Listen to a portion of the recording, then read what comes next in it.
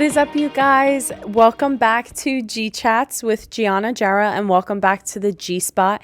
I'm really excited for today's episode because I feel like this is going to be like a legitimate episode. Not that the first one wasn't, but I felt like the first one was very much about my journey as an entrepreneur and my journey as a biomedical engineer creating with Meraki Co, creating G Chats. I want this episode to be very educational focused, and I feel like that's what I want this podcast to be. So I'm very excited to film this and get onto a very important topic. And today we are going to be discussing bacterial vaginosis, which is also known as BV. So I'm sure many of you have heard about it. If you haven't heard about it because you never had it, I guarantee someone that you know and love has had BV before. And if you haven't had it, chances are you probably are going to get it at some point in your life because bacterial vaginosis is very easy to encounter. And that's because it's very different from most urinary and vaginal infections. It's not your typical vaginal infection, although the internet and society makes us think it is. It's not. So let's lock in, grab your drinks. I have my coffee here. If you're watching, you can see I have my latte. So let's get right into bacterial vaginosis from your biomedical engineering big sister. So let's start with what is bacterial vaginosis. And before we get into the nitty gritty of what it is, I want you guys to understand one very important thing. And I know many of us know this, but I want to emphasize that all over our body, whether that's in our gut, on our skin, in our vaginas, our body has both good bacteria and bad bacteria. And we've all been told during cold and flu season, and a lot of people who are like germaphobes, we always say as scientists, like, you don't have to wash your hands and disinfect your hands 24/7 because we hate to break it to you, but you're always going to have some kind of bad bacteria on your hands. You are never going to get rid of bad bacteria completely. It's always going to live on your body or in your body. The good news is that a healthy individual can have small amounts of bad bacteria in their body and on their skin, and nothing will happen to them because there's a number of things that our body is doing to keep those at bay. So when we talk about our intestines and our gut, we all have a little bit of E. coli in our stomachs, in our guts, in our intestines. We all do. We all have a little bit of Kleb. That exists in our gut. Now, here's the thing with like an infection. So when we think of an infection, it is when there is a foreign pathogen, and that means that a bad germ, a bad bacteria that should not be in that system. So when we talk about the urinary tract system, E. coli to no degree should be living in the urinary tract. When it is present in the urinary tract, it invades and it causes uncomfortable symptoms because it shouldn't be there. So that's what an infection is characterized by. And to give you another example, think of something like strep throat. So what causes strep throat? It's group A strep. Group A strep should not be living in your throat. It shouldn't be in your throat. And when it is, it causes those upper respiratory symptoms. It causes an infection, a problem, because group A strep shouldn't be in our throats. So when it is in our throat, we have those uncomfortable symptoms. We'll get to the whole conversation of antibiotics and the issue with them, but I want to emphasize that bacterial vaginosis is not that. There is not one singular bacteria that invades your vagina, grows, and causes an infection. That would be something like chlamydia or gonorrhea. Chlamydia or gonorrhea to no capacity shouldn't exist in your vagina. And when it's present, it causes symptoms and it causes an infection, and you need to get treated because chlamydia or gonorrhea should not be in your vagina. Now, the thing with bacterial vaginosis is, again, there isn't just one singular bacteria where it's like, oh, it's streptococcus, or oh, there's not one pathogen causing the problem. The issue is we have both good and bad bacteria in our vaginas. Now, in studies and in research, every single research paper that has been written and clinical study done in mankind has shown that every single healthy vaginal culture is characterized by two things. And most of you will know what those two things are because the internet has told us since we were like 10 years old, is by having an acidic pH and the vagina is being self-cleaning. Now, what makes the vagina acidic and what does self-cleaning mean? Well, there is one thing that makes your vagina, and one thing only, and it's not vinegar, it's not boric acid, it's not all of those things that are trending and people suggest that you do for infections and pH balancing. There's one scientific thing that happens within your vagina that makes your vagina acidic and self-cleaning, and that is good bacteria. So the good bacteria that has been found in every single healthy vaginal culture has been lactobacillus. So lactobacillus is a type of good bacteria, and there's many different strains of lactobacillus. There's lactobacillus rhamnosus, there's lactobacillus reuteri, there's lactobacillus crispatus. But the point is that every single woman, regardless of race and ethnicity, they all have, when they have a healthy vagina, they all have a dominating presence of lactobacillus. And this means that there is way more lactobacillus than there is bad bacteria. However, all of these vaginal cultures and swabs that have been done still show the presence of bad bacteria in the vagina, but the bad guys are in very low amounts. And the reason that these bad guys aren't growing and causing an infection is because the good guys, lactobacillus, is producing things like lactic acid and hydrogen peroxide, and that acidity stops. It literally prohibits the bad bacteria, the yeast, from overgrowing and causing an infection. It stops it. So as long as you have enough lactic acid, enough good bacteria that's producing this lactic acid, and you have this acidic pH, which by the way is between a 3.8 and a 4.5, so long as that pH is present, these bad guys can't grow. That's the secret. They can't grow. Now, when you lose those good guys and they deplete, unfortunately, now your pH raises because you don't have lactic acid being produced in your vagina and you don't have that acidity. So without the good guys and without that acidity, now these bad guys, they love a higher pH, a basic environment. And so this triggers the bad guys that naturally live in our vagina to flourish, to skyrocket, and to grow. And this is where you start to get those uncomfortable BV symptoms, that fishy odor, the itching, the burning. You start to get all of those symptoms because you literally have bad guys flourishing. Now, you might be thinking, what are those bad guys? And again, remember, I said it's not one specific strain. Most times Gardnerella is the family that flourishes, but even more recently, Gardnerella has been broken up into 4 different strains. I've just been reading the newer research papers that have come out about Gardnerella and the fact that it's been reclassified into 4 different strains. So that kind of sets the tone with the fact that there isn't one singular pathogen that's causing bacterial vaginosis. There's also Prevotella, very common bacteria that's found with people who have this imbalance. And there's other anaerobic bacteria that exist that's causing this imbalance that grows when the good guys aren't there. So from this, you can gather that this isn't your typical classic infection of, oh, streptococcus is growing. That's not what BV is. BV is a condition rather than an infection. And this condition is directly known as a deficiency of lactobacillus. Research has identified BV as a deficiency of lactobacillus, and this deficiency creates this dysbiosis. And dysbiosis is just the scientific word for imbalance, but it creates imbalance in the vagina, and this imbalance is what's causing these uncomfortable symptoms, this high pH. So this is where you have bacterial vaginosis.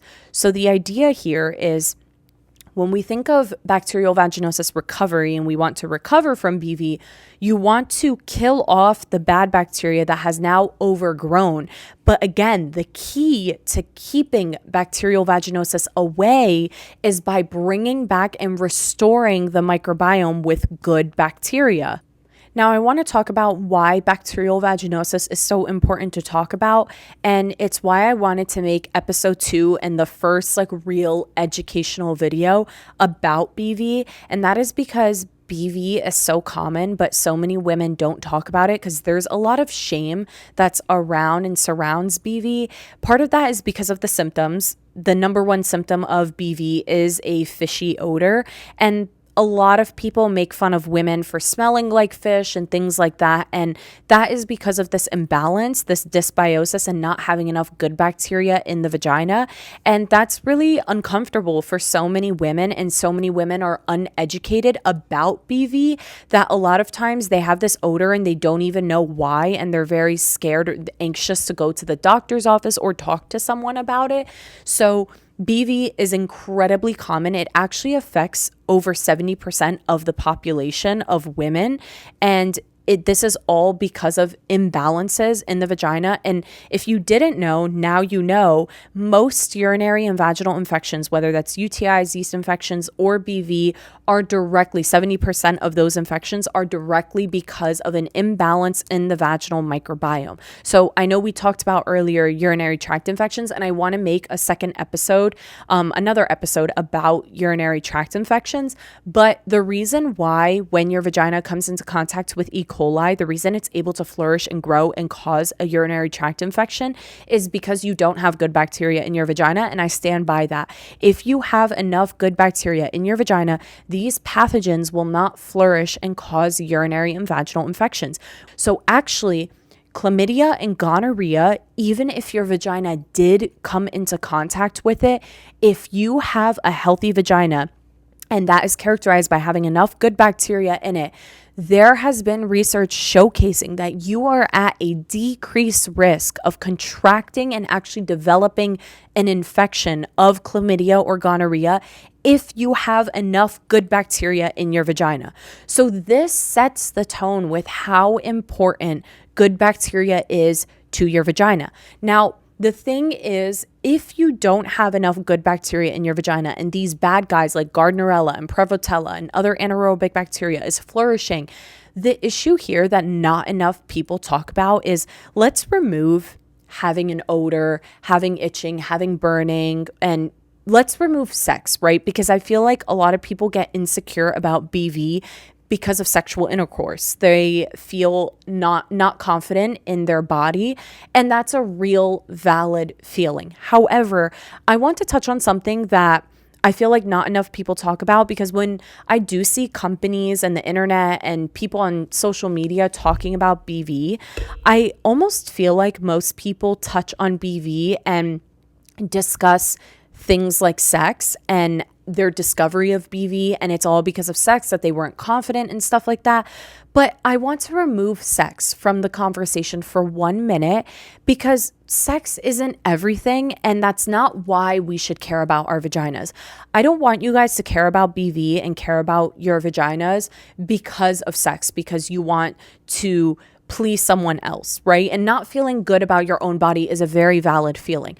But I want you guys to learn that having an imbalance in your vaginal microbiome goes beyond sex. There are serious health risks and consequences to having an imbalance in your vaginal microbiome. So let's talk about what those are. I said you are at an increased risk of developing a sexually transmitted infection, but let's remove that because we're not talking about sex.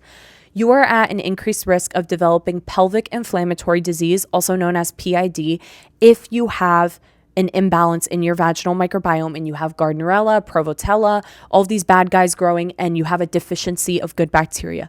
You also have an increased risk of developing cervical cancer.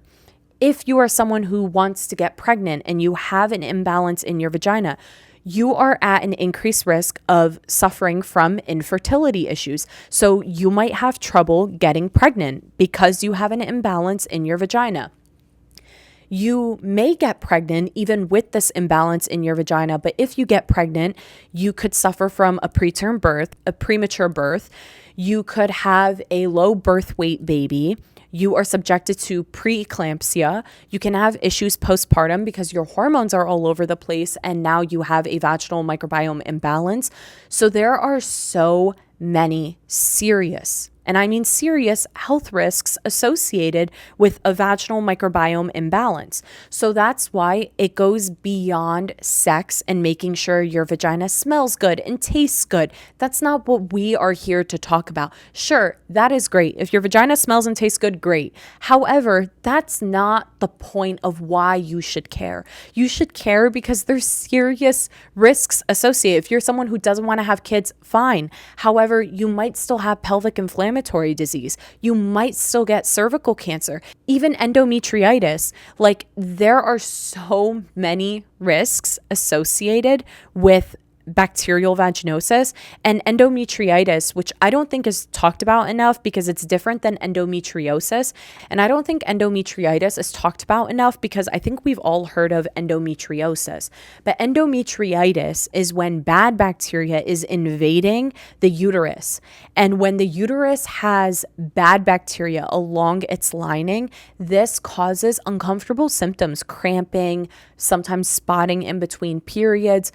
You don't want to deal with something like this. And actually, on the topic of periods, there's actually been a link showcasing that people who have an imbalance in their vaginal microbiome, people who have this deficiency of good bacteria in their vagina, they are actually more likely to suffer with extreme PMS and extreme cramping, heavy period flows, and even their periods smelling off because they don't have this good bacteria in their vagina. So if you are someone who's having severe period cramps, you're clotting and you have extremely heavy flows, it may be worth looking into, is my vaginal microbiome imbalanced? Because the vaginal microbiome is like the root of female reproductive health. And I'm so happy that more and more research is going into studying the vaginal microbiome because there's so many implications to it, whether it talks about fertility or whether it's about periods or whether it's about sex, whatever the case may be. Your vaginal microbiome is so important. Having a balanced one is even more important in the topic in regards to vaginal microbiome health. So bacterial vaginosis is a huge problem. It affects millions of women every single year, and millions of women don't talk about it because they're ashamed. So I want this podcast in this space to serve as a place where we can talk about these things. There's no shame. There is no shame. If you've suffered with BV, there's no shame at all because it's super, super common. So let's talk a little bit about why is bacterial vaginosis so common. So at this point, you should understand that BV is caused by losing good bacteria. So what makes us lose the good bacteria? That should be the question in your mind. And unfortunately, there are a number of things that make us lose good bacteria in our vagina. And one of the biggest common culprits is none other than antibiotics. So when we're talking about antibiotics, let's say you develop an infection in your throat, strep throat. Let's say you have strep throat. You get put on cephalexin. The issue is that cephalexin, for example, it doesn't just kill the bad bacteria in your body. It also kills the good bacteria as well. And when you kill off that good bacteria, you now are susceptible to bad bacteria wherever in your body to grow and cause uncomfortable symptoms. So that's actually why a lot of people who take antibiotics for whatever infection notice things like diarrhea and changes in their gut. And that is because there's now a change in their microbiome in their gut. This is also why so many of you who take antibiotics will develop a yeast infection after taking antibiotics because you've killed off the good protective bacteria. So now a bad guy is flourishing and growing and causing an infection. So antibiotics are very much treated as a one-size-fits-all. They are not targeted in any means, by any means. They do not target just one singular pathogen. They are an umbrella. They literally target tons and tons and tons of different pathogens. So they will kill off the good bacteria that's also in your vagina. And this is why so many of you who have a urinary tract infection for the first time, you will be stuck in an endless cycle of you have a urinary tract infection and then you will take something like cephalexin or Macrobid or Bactrim, whatever it is. You take your antibiotics and then you get a yeast infection.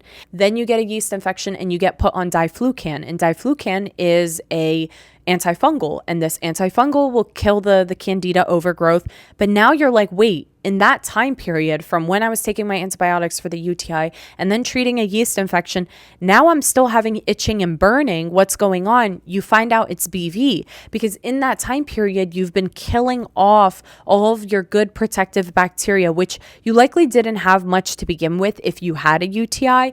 But if you did have any lactobacillus, it's gone because of those antibiotics. And now you're having dysbiosis and imbalance in your vaginal microbiome, and bad guys are invading and causing uncomfortable symptoms. So it's important to note that antibiotics do kill off good bacteria in the vagina, and this can cause you to be in an endless cycle of now developing bacterial vaginosis. Other things that can make you lose good bacteria in your vagina are things like feminine washes. So all of those Vagisil, Summer's Eve, throw them away. You don't need them. And I mean this with every fiber in my body. You don't need those.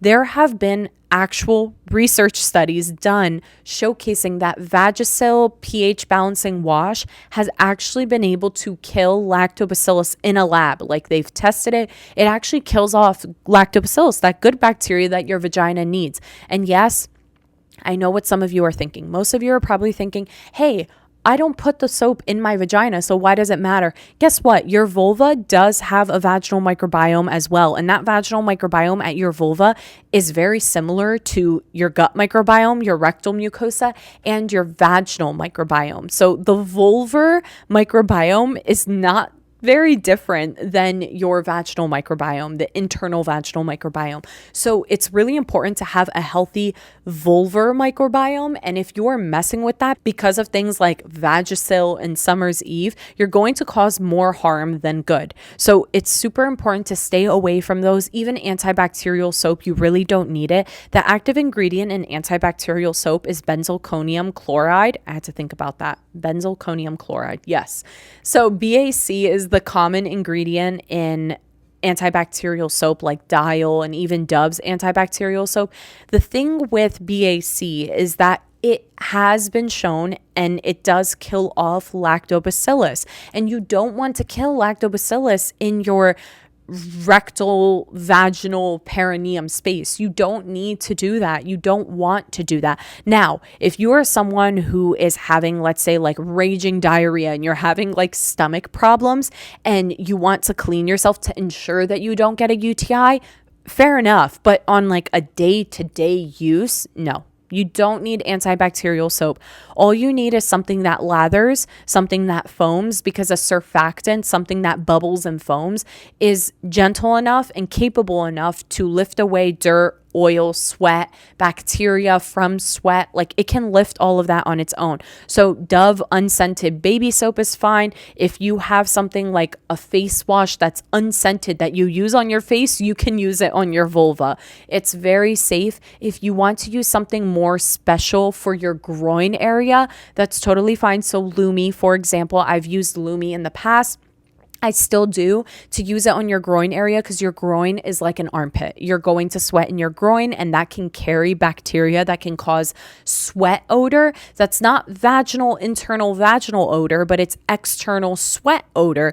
You can suffer with that. And so using something like Lumi on the groin area is completely fine, but you don't want to put anything on the vulva that is harsh or that's going to throw off your vaginal microbiome. And when we say throw off your vaginal microbiome, we are literally talking about killing off lactobacillus in the vagina. You don't want to do any of that. So another thing that can kill off good bacteria in the vagina is none other than having a period. And you might be thinking, why is having a period something that can kill good bacteria in our vaginas? Well, that is because our hormones fluctuate during our 30-day cycle, and our estrogen is notoriously known to be at its lowest right before our periods. So right before you get your period, estrogen dips. Everything is like really low, but estrogen dips, and estrogen is responsible for producing glycogen, which is a polysaccharide that is used by lactobacillus as energy. So good bacteria in your vagina uses glycogen that is literally produced from estrogen to keep the good bacteria in your vagina. And unfortunately, when estrogen is low, every single month we are subjected to lose a bit of lactobacillus in our vaginas because the estrogen is low and because we don't have our energy source, our glycogen. It's not there. So because of that, yes, you are susceptible to an infection around your period. And that is why so many of you have flare-ups of yeast infections, flare-ups of BV, and flare-ups of UTIs during your period. And actually, funny enough, I was someone who got my first UTI while I was on my period and I was having a cold. And we'll touch on why having a cold was so important to me getting a UTI in a little bit. But I was on my period. So my first urinary tract infection, my first vaginal infection was because I was on my period. And that was likely because I didn't have enough good bacteria in my vagina. Now, while we are on the topic of hormones and hormone health, as you can see, estrogen is so important. So when estrogen is low, this can cause you to have infections like BV and yeast infections because it kills off good bacteria in the vagina. So another thing, anything moving forward that makes your estrogen low is going to make you susceptible to losing good bacteria in your vagina. So one of those things is, unfortunately, stress.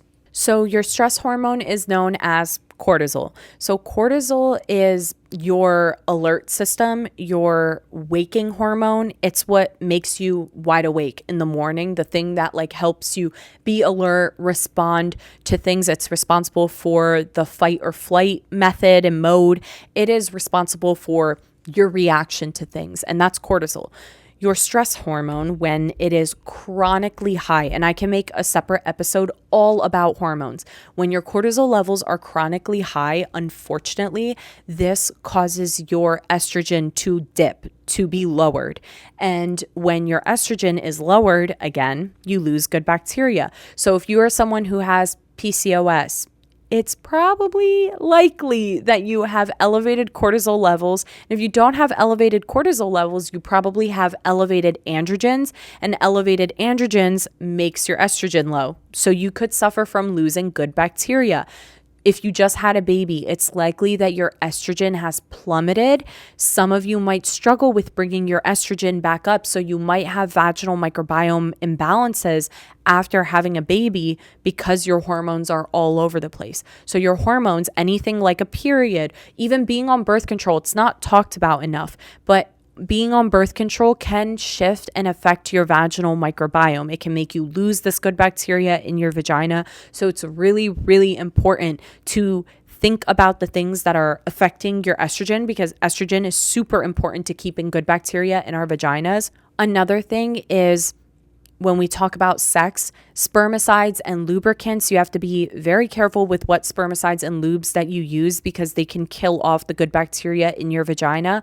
Another thing is seminal fluid. So if you are not using barrier methods or withdrawal, you are allowing seminal fluid to be in your vagina all the time. Seminal fluid has a pretty high pH. I'd say off the top of my head, I believe the average of male seminal fluid is around an 8.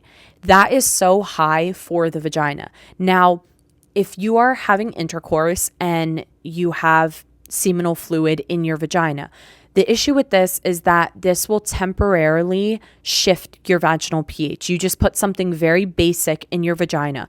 The good guys, the good bacteria that's in your vagina, exposed to such high pH levels, could instantly die off. And if they instantly start to die off and they're struggling to survive because you've just almost like suffocated the hell out of them, unfortunately, this can now create an environment for bad bacteria, that Gardnerella and the Prevotella, even the yeast, the bad guys that want to flourish in a basic environment. They're like, yes, this is my time to shine. This is the environment that I love. And those pathogens are going to flourish. So it's very important to recognize that seminal fluid. And if you are intimate with a male partner, having him ejaculate inside of you 24/7 is not safe. It's not safe for your vagina. It's not healthy for your vagina. So I know a lot of people might not realize that. And honestly, it might be an uncomfortable conversation to have with your partner. I've had so many women reach out to me and say that they've tried to have the conversation with their partners, their husbands, their boyfriends, and they've said to them like, oh, but ejaculating inside of you feels best for me. I just want to say something. If you have a partner and you are in a relationship or you are being intimate with this person and this person does not respect your health, the health of your vagina, the health of the part that you are sharing intimacy with, if they cannot be respectful of that, I think it's time to kick them to the curb. I don't think that you should be intimate with someone who cannot respect your health. You should have healthy boundaries. And I understand that it might feel good for your partner, but it's not healthy for you. And your health matters. Your vaginal health matters. Now, I know some of you might be thinking, okay, but my partner has to ejaculate inside of me for me to get pregnant. And that is correct. However, there is only one time in the month, one specific time during your 30-day cycle that you can get pregnant and that you are fertile. Your cervical mucus changes during this time, specifically preparing you for seminal fluid. Your vagina is prepared. Your cervical mucus is ready to accept ejaculation fluid. It is ready for seminal fluid. So that is why our bodies are prepped to receive this high pH during this time. And actually having good bacteria in your vagina during this time is so important because it works with your cervical mucus to be able to protect you from any bacteria that is in your male partner's seminal fluid. So what's really important to remember is that cervical mucus pH rises around the time of fertility, and that rise in the cervical mucus is literally made so that the sperm that is in the seminal fluid can actually live and survive within the cervical mucus, and the cervical mucus is what carries the sperm cell from the vagina to the egg. And so our bodies are preparing for this high pH. So your cervical mucus rises during the time of fertility, during the time of ovulation, but your vaginal microbiome remains colonized by good bacteria, and that works hand in hand to protect you from any bad guys that are in your partner's seminal fluid. So this conversation is just so important to have. If somebody loves you and somebody cares about your body, they will care about the science and they will care about what is affecting your body. And we should be able to have these real, honest, raw conversations with our partners so that we can educate them. And honestly, even if you're not with a partner, like men should know this information because odds are they have a woman in their life that they love, whether that's their sister, their mom, their best friend, their cousin, their grandma, their girlfriend, their wife, whatever. Like a man will have a woman in his life that he loves. And these conversations shouldn't be taboo to talk about. They're very normal. It's very common. They're very important to have. And so I know that it might be a hard conversation to have, but to all the women who reach out to me and tell me that this has made sex really hard for me, and I try explaining to my partner that he can't ejaculate inside of me, but he just doesn't get it. Your partner should respect your boundaries and should respect your health. And honestly, if he's not okay with that boundary, then we got to give him the boot. So I want to touch on why bacterial vaginosis is so common to keep getting. So a lot of people now at this point in the podcast, you should know like why it comes and why we get it, there's this deficiency, what causes this deficiency. But now some of you are like, okay, so if the solution is killing off the bad bacteria that overgrew, that's the solution. And then we have to restore with probiotics. How come I'm one of those people that takes antibiotics for the infection and I have recurring BV? Why does it come back? So let's talk about two things. The obvious is antibiotic resistance, and some of you probably know about antibiotic resistance.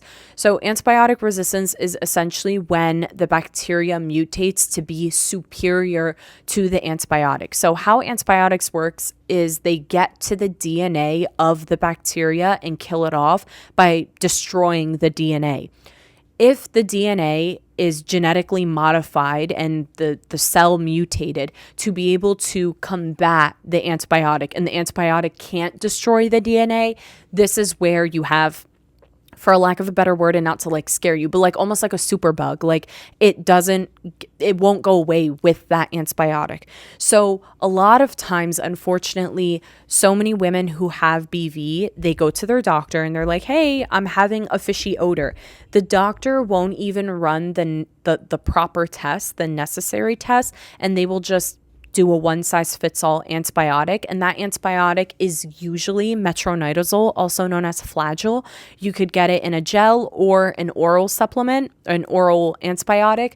The other alternative is clindamycin. Now, clindamycin is like very harsh, so they don't really prescribe clindamycin unless you are resistant to metronidazole. So if you are someone who's been taking metronidazole and it's not doing anything for you, that's where the doctors will be like, okay, fine, we'll try clindamycin instead. This is where I just have a problem with the way antibiotics are prescribed and the way BV is treated, because bacterial vaginosis, as I mentioned, is this plethora of bad bacteria that can be growing in your vagina.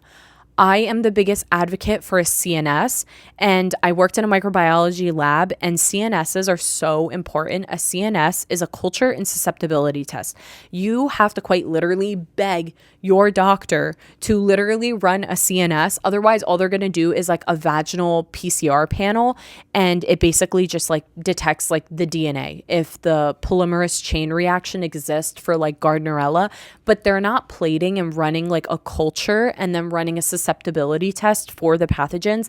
That is what's so important. So if you are someone who is suffering with recurring BV, I want you to go into the doctor's office and advocate for yourself and pressure your doctor to run a culture and susceptibility test. And that is because when they culture your vaginal swab, right, and they plate it, they let the bacteria grow for a few days.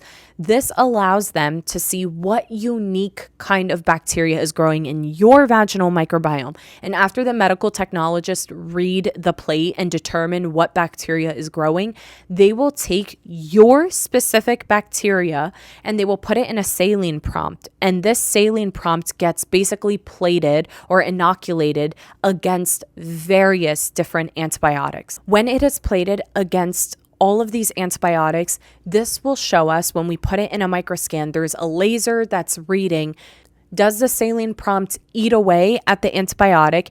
If it does, that means it's resistant. However, if the antibiotic stays within the well and the laser doesn't pass through, this tells us that the bacteria was susceptible. So it basically sees what antibiotics work for your infection and what antibiotics don't work. That is what you need. That is what's important, because then we can give you the proper diagnosis and the proper treatment to your infection. So that is so, so important. So antibiotic resistance is very, very common when we talk about BV. And I think that's just because BV is so misunderstood in gynecology and it's not treated correctly. And because of this, this can cause these issues of antibiotic resistance, especially if you are someone who is suspecting BV and you get put on metronidazole. What if it's not BV? What if it's ureaplasma? The problem is that a symptom of your vaginal microbiome, whether that's a fishy odor, a burning, and itching, symptoms alone should not diagnose your infection at all. But unfortunately, gynecologists love to just have a one-size-fits-all solution for every vaginal infection. And this is why I advocate for you guys, stay away from those like vaginal symptoms tests that exist on the internet. Stay away from them. Just because your discharge is discolored or you're having some itching or burning, it doesn't immediately mean, oh, if my discharge is white, I suddenly have a yeast infection. Did you know that during certain parts of your 30-day period cycle, your menstrual cycle, you could have white discharge in your vagina? That doesn't mean that you have an infection, you have a yeast infection. It's the same way, like I said, your vaginal pH will raise during the time of your fertile window because your cervical mucus is preparing for a baby and preparing for sperm. That can cause a little bit of a burning sensation because your vaginal microbiome's pH is a little higher than a 4.5 during this time. Just because you're having burning doesn't mean you have BV. Alternatively, you could have a different bacteria growing like ureaplasma or mycoplasma, which you have to beg your doctor to actually run and test for you. So I can make a completely separate topic on ureaplasma and mycoplasma because it's not talked about enough, but you should ask your doctor for those tests as well. And that's honestly why I'm here and why I'm doing this podcast, because I want to give you all of the information that you need so that you know exactly how to advocate for yourself in your doctor's office, because I wish I was there with you. I wish I could be in there, have on my boxing gloves and advocate for you guys, but I can't be there. So that's why I'm making this podcast and these kind of episodes so that I can leave you with the right information so that you know what questions to ask. Like, hey, doctor, did you run a CNS? Can you run a CNS? Can we test for ureaplasma and mycoplasma? You ask all of the necessary questions to get the correct results and the correct diagnosis and then the correct treatment. So antibiotic resistance is very prevalent because if you have, let's say, ureaplasma growing, but your doctor didn't test you for it and just said, oh, I think you have BV, and they keep giving you metronidazole after metronidazole after metronidazole, and then they give you clindamycin, all they're doing is ruining your vaginal and gut microbiome, but not solving the root cause, the root problem, which is that you have a different pathogen growing. So it's likely that the bad bacteria in your body has now become resistant to the metronidazole that's been prescribed repeatedly. So this is how you form antibiotic resistance, because it's not prescribed properly at all in the gynecology space. It's an outdated gynecological practice, and I hate it so much. Another reason why BV doesn't go away for many, many women is unfortunately because of something called a biofilm. So a biofilm is when a sticky, slimy coating forms in the vagina, and this sticky, slimy coating literally is meant to protect the bacteria from antibiotics. So this encapsulates, so think of like, I have my fist if you're watching, but if you put your fist in your other hand and you just cover it, that's what the biofilm is doing, and it's just a sticky, slimy coating. And as I mentioned, antibiotics have to get to the DNA of the cell in order to kill the bacteria. It can't do this if a biofilm is present. So with this biofilm, unfortunately, you take the antibiotic and any of the colonies of the Gardnerella, let's say, or the Prevotella that's in your vagina that doesn't yet have a biofilm, and it is exposed to the antibiotic, it will die from the antibiotics. But all those other colonies and parts of your vaginal epithelium that have developed a biofilm around the bad bacteria, they're staying there. They are glued to your vaginal epithelium. And so you might get a little relief for like a day or two because of the antibiotics, and it targeted the bacteria that doesn't yet have the biofilm, but the vast majority does have a biofilm. And so the issue is that the antibiotics aren't reaching the actual DNA of the cell and killing it. So the antibiotics just simply aren't working. And that's what so many women tell me. They're like, I've been on so many rounds of antibiotics and I keep testing positive for BV even after a culture, and I don't know what to do. And I'm like, you probably have a biofilm. So what makes biofilms form?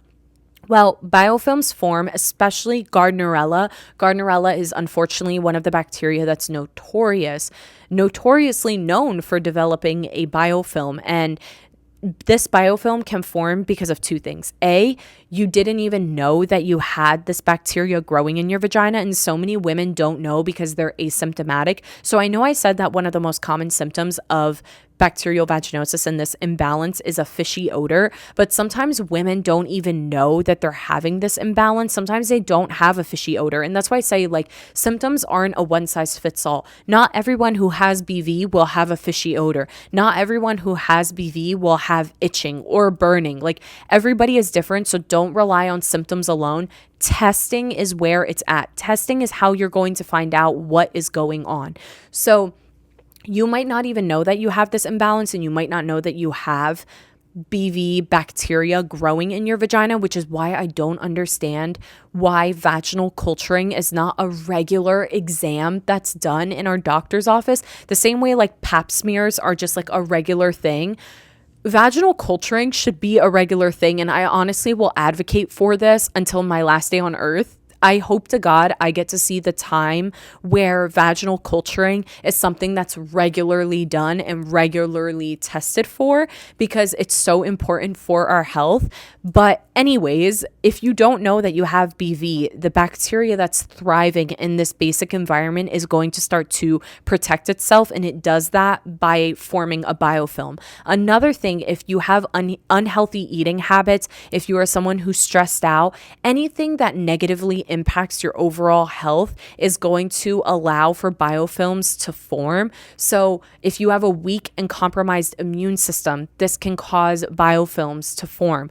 If you are someone who is suspecting that you have a biofilm, there is a methodology on how to get rid of the infection or how to get rid of these bad guys that are growing. You need to A, disrupt the biofilm, and then B, you need to target the DNA with antibiotics, and then you need to restore your vaginal microbiome with probiotics, and then you need to maintain the healthy vaginal microbiome that you restored by continuing your probiotic. So how do we disrupt the cell wall of the bacteria? So you disrupt the cell wall of the biofilm that has formed by many different things. One thing is like digestive enzymes. So you can use different digestive enzymes, and I can make a separate video on the whole method if you guys want to see that. But digestive enzymes are one way to disrupt the cell wall and be able to allow the antibiotics to then penetrate.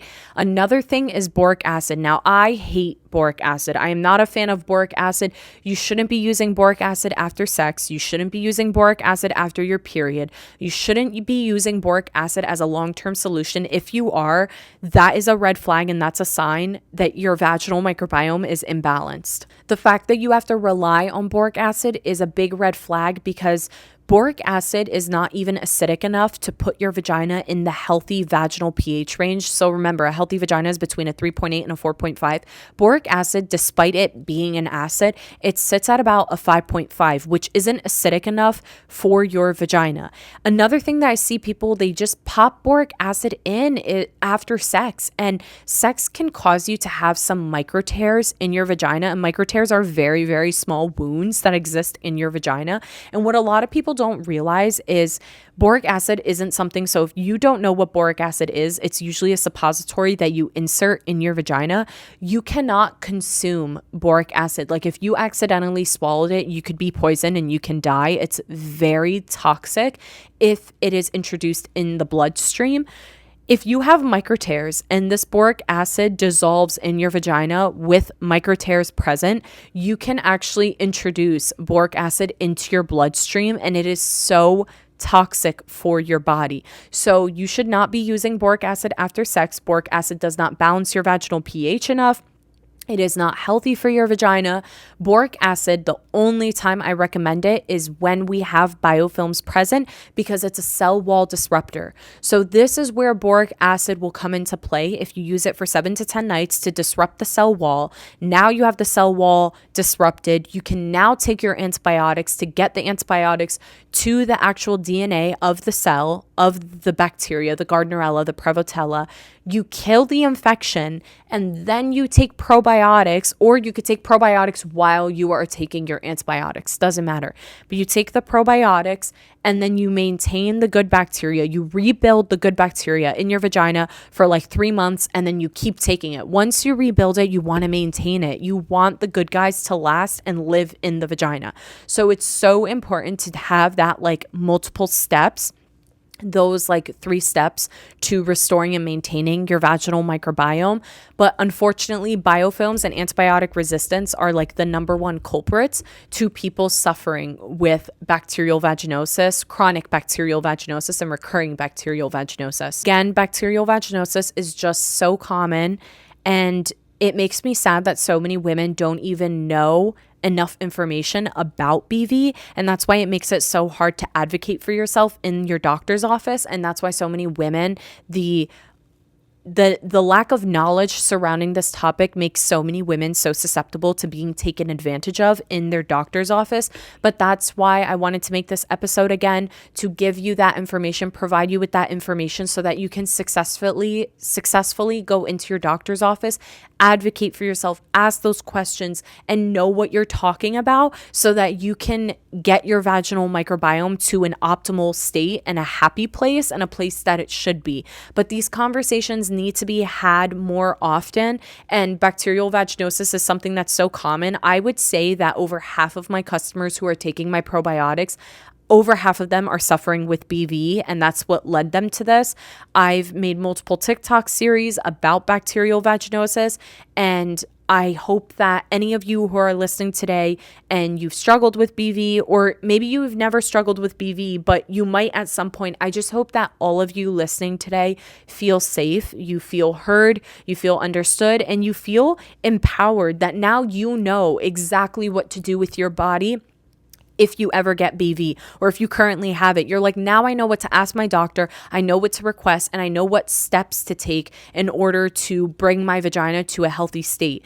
If you want more information about BV, I did launch a vaginal health guidebook. You can check out my vaginal health guidebook on my website, www.shopwithmerakico.com. Alternatively, you can purchase my probiotics. I also have an immune boosting supplement, which we can make a second episode about the immune system and vaginal infections, because the immune system is so important to your reproductive health and your vaginal microbiome. I did mention in the beginning of this video that I did have a UTI during the time that I had a cold, and that is because when your immune system is weakened, it works hand in hand with that good bacteria in your vagina. So if you have a weak immune system, unfortunately your probiotics struggle to survive. So the same way, if you were someone who had a cold or the flu or strep throat every single month, an upper respiratory infection, you would say, oh my God, my immune system is so weak, I'm always sick.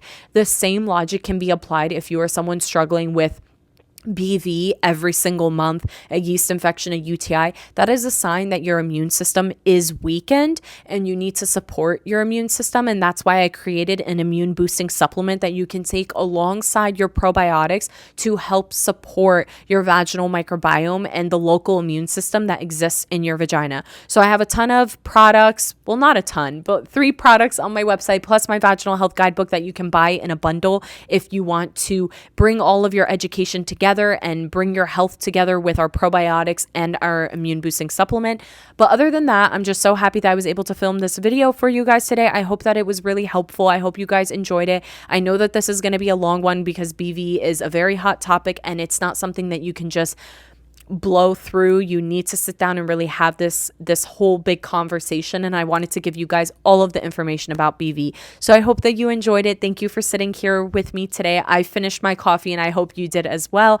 I love you guys so much and I'm so excited to see you guys in the next episode. Thank you so much, and let me know what episodes you want to see coming next. I would love to make all of the videos that you guys want. So I'm doing this for you. Let me know what you want, and I will see you next time. Bye.